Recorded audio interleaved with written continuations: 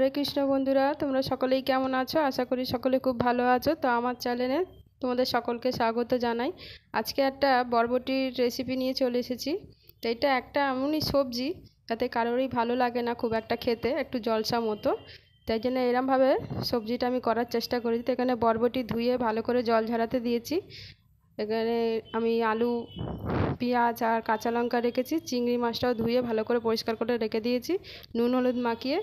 তো কড়াইতে আমি আগে থেকে একটু তেল দিয়ে গরম করতে বসিয়ে দিয়েছিলাম। চিংড়ি মাছটাই ভেজে নিচ্ছি।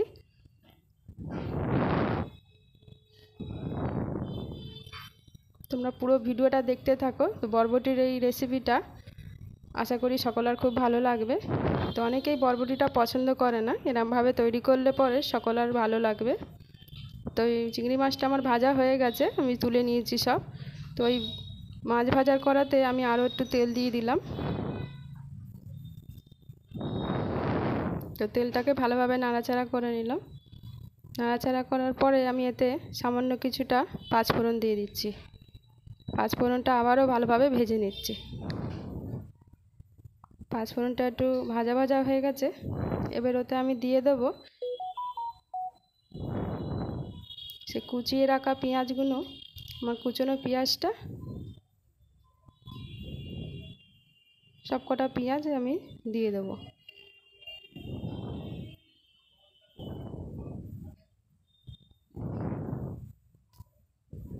পেঁয়াজটা নাড়াচাড়া করে সামান্য একটু নুন দিয়ে দিচ্ছি যাতে পেঁয়াজটা ভালোভাবে একটু মজে যাবে। তো বন্ধুরা, আমি রান্নাটা খুবই অল্প অল্প তেল দিয়ে করার চেষ্টা করি, যদিও গরম পড়েছে, বেশি তেল মশলা খাওয়াটা একটু উচিত না। তো একটু সবজিটা খাওয়াটা খুবই ভালো, ওই জন্য আমি সবজিটা প্রায় করে থাকি। তো এই পেঁয়াজ ভাজাটার মধ্যে আমি আলু দিয়ে দিলাম।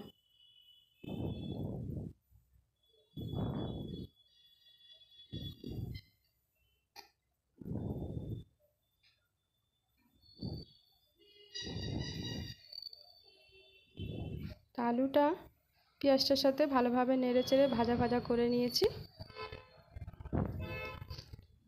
এবারে এই কেটে জল ঝরিয়ে রাখা বরবটি সবজিটা আলুর মধ্যে তুলে দিচ্ছি।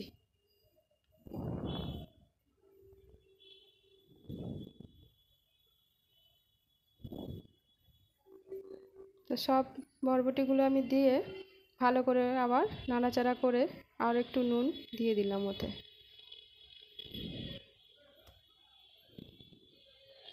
নুনটা দিয়ে ওটা ঢাকা দিয়ে রেখে দিয়েছি। এবার একটা মশলা তৈরি করে নিচ্ছি।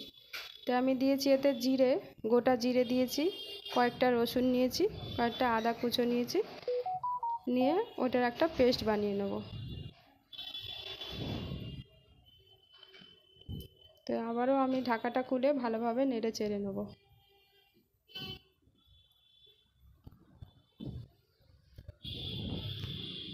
তো বন্ধুরা, এই বরবটি সবজিটা আমাদের বাড়ি কেউই খেতে চায় না, বরবটিটা একটু পানসা খেতে বলে। তো তোমাদের দাদা ভাই বাজার থেকে এই বরবটিটা নিয়ে এসেছিলো, সাথে চিংড়ি মাছ এনেছিল। আমি ভাবি এইটা দিয়ে একটা রেসিপি করা যায়। তো ওতে আমি সবজিটার মধ্যে ভাজা ভাজা হয়ে এসেছিলো, আমি ওতে নুন তো দিয়ে ভাজছিলাম, হলুদ আর লঙ্কা দিয়ে দিয়েছি, সাথে ওই মশলাটাও দিয়ে দিয়েছি। দিয়ে আবারও ভালোভাবে নাড়াচাড়া করে নিয়েছি। তো ভালোভাবে নাড়াচাড়া করে নিয়েছি, মশলাটা সবজির মধ্যে ভালোভাবে পাইল হয়ে গেছে। এবারে আমি একটু হালকা আঁচ করে এটাকে ঢাকা দিয়ে দিয়েছি। ঢাকাটা কিছুক্ষণ পর খুলে ফের একটু আবার নাড়াচাড়া করে নিলাম।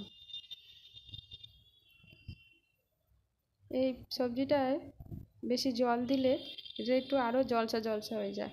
চেষ্টা করবেন এটা ধিমে আঁচ করে আস্তে আস্তে করার। তারপরে অল্প একটু পরিমাণ মতো জল দিয়ে ভালো করে একটু নাড়াচাড়া করে নেবে।